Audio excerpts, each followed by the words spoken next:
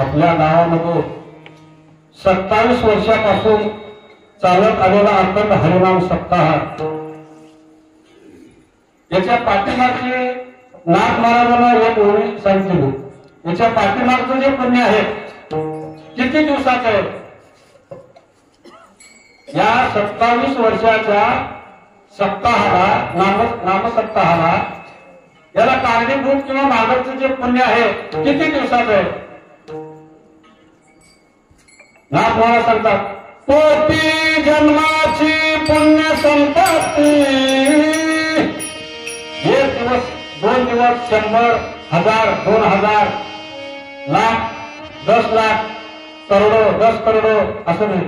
कोटी जन्माची पुण्य संपत्ती, कोटी जन्माची पुण्य संपत्ती, गाठी असे माहिती, तरीच घड्याळशा संताची संगती, भक्ती प्रधान उल्हास. खाली 2 वेळा सांगितलं. तिथं गुप्त रूपानं संत समाजात घेऊन जातात. विदूर दासी पुत्र प्रसिद्ध, त्याशी आवडला गोविंदो, तो वैष्णवा माझे आत्मे शुद्ध, कैसे देणे मनाला. विदूर काका सुद्धा इथे येऊन बसलेले आहेत. नवनवा हनुमंतराय सुद्धा इथे येऊन बसलेले आहेत, पण दिसत नाही. म्हणून साधू ओळखणं अवघड आहे आणि साधूंचा समागम होणं अवघड आहे. साधूंचा समागम जरी झाला तरी सुद्धा कळत नाही. ब्रह्मचार्या माझी राजा, हनुमंत निर्वी पैजा, तयास्त मकर ध्वजा, संज्ञानी न जन्मविला ना, योनी जन्मला मरकट, तो वैष्णवा माझी अतिश्रेष्ठ, हनुमंत म्हणती कनिष्ठ, ऐसा पापिष्ट कोण आहे? त्याला कोण माकड म्हणतात, कोण हनुमान म्हणतात. ते 5 चिरंजीव पैकी तो एक चिरंजीव आहे. शुक्ल आज्ञवल्के दत्त कपिल म्हणे, हरिशी जाणवणे हरिशी जाणे. 5 पैकी एक विभीषण आहे. हनुमंतराय सुद्धा हे चिरंजीव आहे. त्यांना जन्मही नाही आणि त्यांना मरण नाही. तेही हित आहे, तेही हित आहे, पण दिसतात का?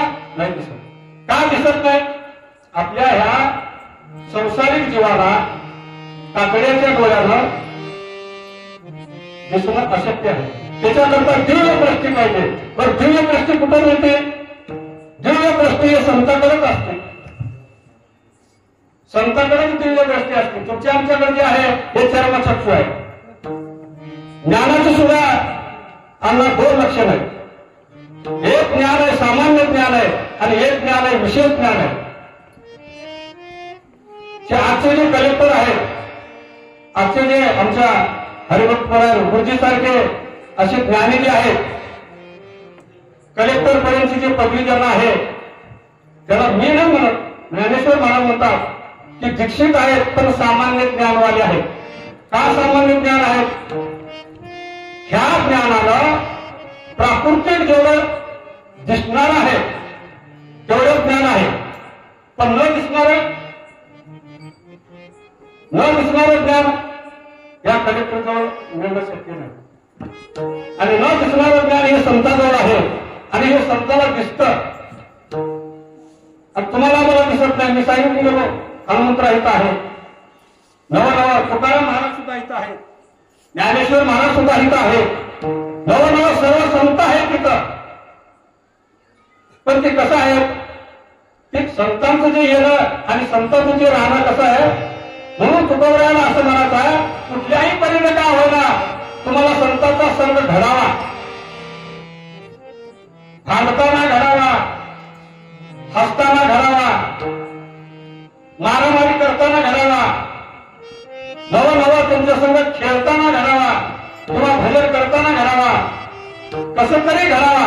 पण असं संघ घडण्याकरता एक 14 गावकरीपैकी एक गंगाराम मवळ त्यांची म्हैस ठरवली भंडाऱ्या डोंगरावर. म्हैस हरवल्याच्या नंतर त्यांनी 3 दिवसांना शोधत होते. भामचंद्र डोंगर, भंडाऱ्या डोंगर, घोराड्या डोंगर, गव्हाणं अख्खं देहू त्यांनी पाहिलं. 14 गावकरीपैकी गंगाराम मवळ हे तुकोबरायचे पट्ट शिष्य होते. पण म्हैस हरवली, म्हैस मिळत नाही. रोज 10 लिटर द्यायची दूध. तुकाराम महाराजांकडे तर जावं आणि तुकाराम महाराजांचा विचारा म्हणून तो गंगाराम देऊवर आले. देऊकडे आल्याच्यानंतर श्री संताच्या माथा चरणावरी साष्टांग हे करी बंद विश्रांती पावलो सांभाळा उतरी वाढले अंतरे. महाराज माझे 8 दिवस झालं माझी म्हैस हरवलेली आहे. मी लय दुःखी आहे. 8 दिवस झालं माझ्या घरामध्ये चूल पेटलेली नाही. काही सांगा कुठं आहे तिथं सांगा मी जाऊन तिला शोधायला तयार आहे.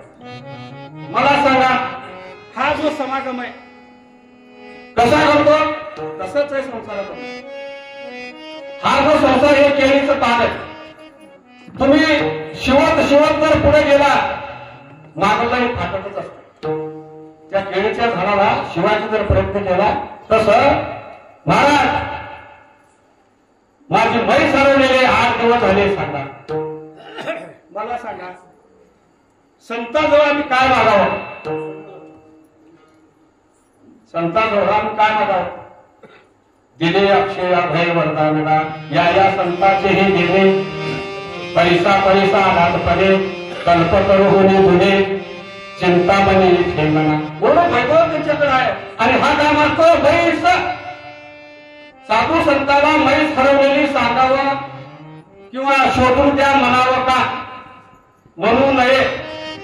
पण त्यांचा काळकरी असल्यामुळं त्यांचा जीवलग असल्यामुळं त्यांचं अंतःकरण येत असल्यामुळं जसं देव काही करतो तसं संत सुद्धा काही करतात.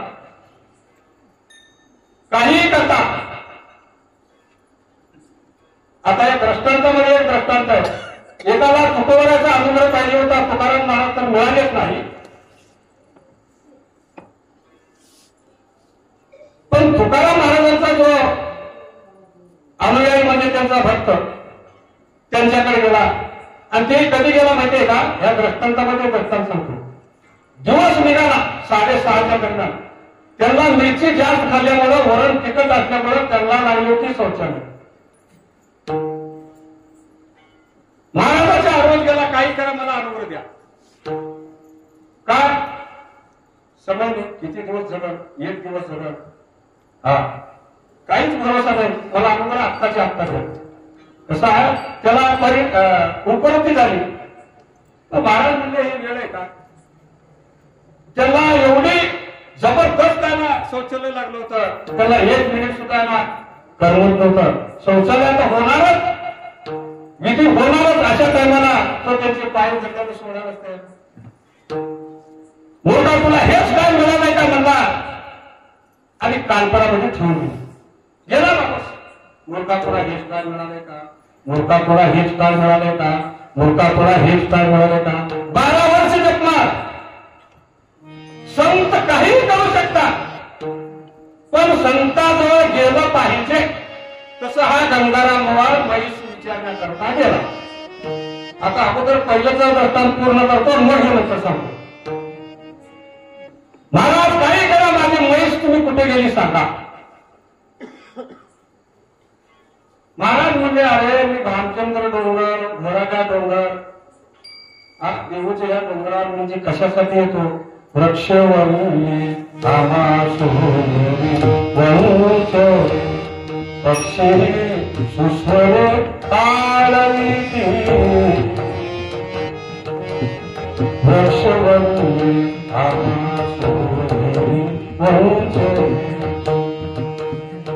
येणे सुखे आम्हा एकांताचा नाही गुण दोष अंगाये वृक्षवने. अरे वेदा म्हैस बनण्याकरता तुझा जन्म वाया घालवतो. कोण म्हणतात. देव पहावाया तरी ओसायास न तरी असावी काशी. न तरी असावी काशी. देव पहावाया तरी ओसायास न तरी असावी काशी.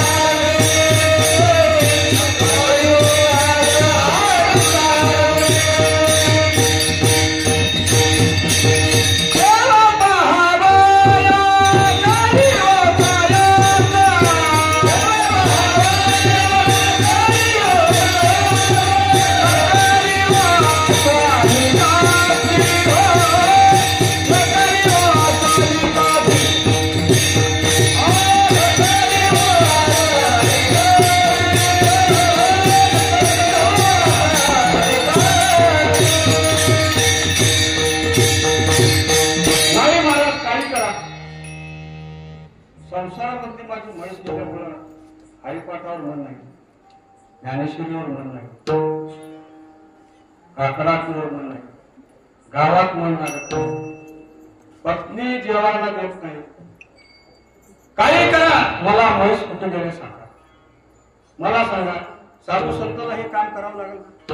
संत समागम एखादी तरी भावे त्याचे वाणी स्वामी. कुठल्याही बळीला त्यांनी सांगितलं, जा तुझ्या पोटामध्ये एक म्हैस आहे.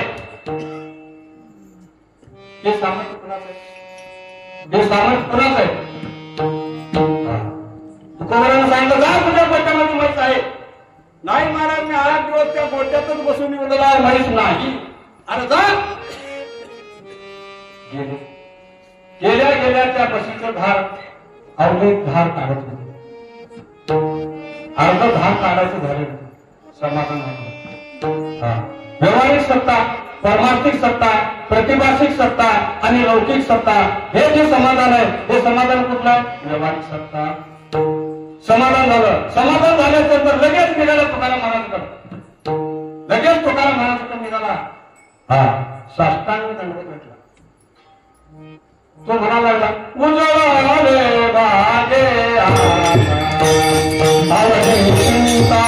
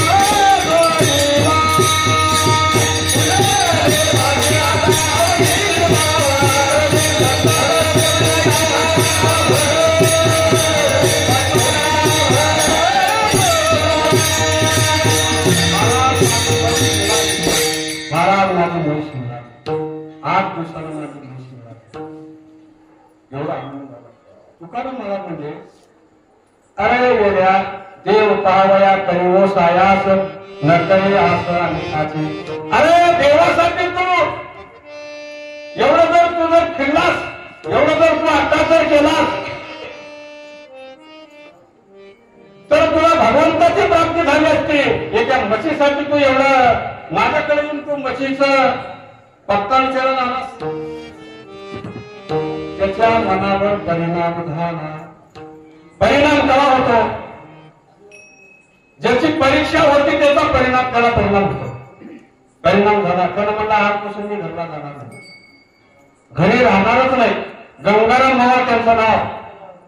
तुकोबारा म्हणजे तू इथं नाही राहायचा. तुला आजपासून जर भक्ती करायचं असेल तर मी सांगत तसं कर. कुठल्याही परीने का होईना, साधू संतांना तू कधीही विसरू नको. संत हे 2 अक्षर आहे आणि एक वरी 3 आहे. 6चा अंक तो संत. काम, क्रोध, मोह, मोह, दंभ, अहंकार. तुका मना संता स्वासी जगाचे आघात, स्वासी जगाचे आघात, स्वासी जगाचे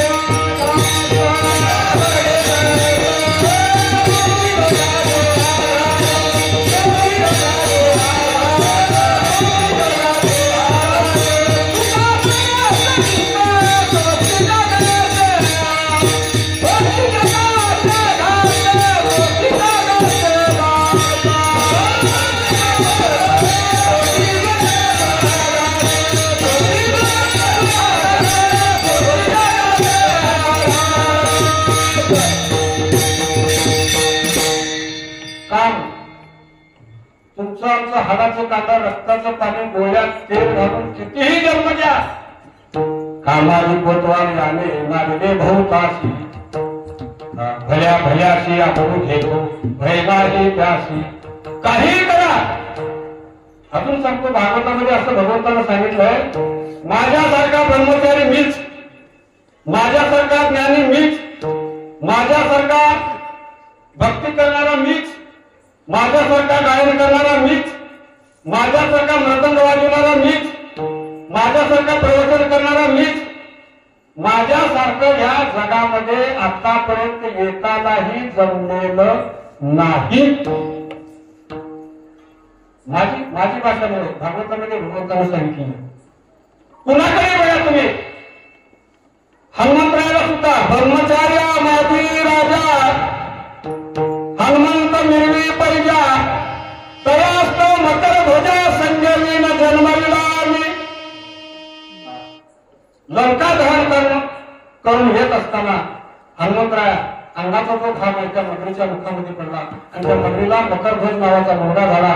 हरिरावण मैरावण नेल्याच्या नंतर आणण्याकरता हनुमंतराय या दोघाला घेऊन जात असताना तो मकरध्वज अडवला. म्हणला खबरदार आतमध्ये जायचं. हनुमंतराय संग 8 दिवस युद्ध झालं. तेव्हा मगरीनं सांगितलं हा तुझा बाप आहे आणि हरिरावण मैरावण रामाला आणि लक्ष्मणाला नेलेलं आहे, तो यांना जाऊ दे. तरीही त्यांच्या संग युद्ध केल्यानंतर दोघांचं युद्ध भयानक झालं. तरी सांगितले मगरीनं की तुझे वडील आहे त्यांच्या संग तुझे खेळू. हे कसं घडलं? साखरपुडा नाही, सोयरीक पडणं नाही, 5 माणसं सुद्धा नाही, लग्न सुद्धा नाही. ब्रह्मचार्या माझे राजा हनुमंत मिळून पैजा दया असतो मकर ध्वजा संजीवनी जन्मविला मी. कलंकित केला इंद्र भकांकित केला चंद्र जो कपाटी घातला शर्म करीन जो लाडका कुमार भयाचा आता. अशी 22 वयाची आहे. कोणालाही हा काम आवडलेला नाही. पण आमच्या काम नाही झालो काही काम. साधू संतांवर काम येतच नाही.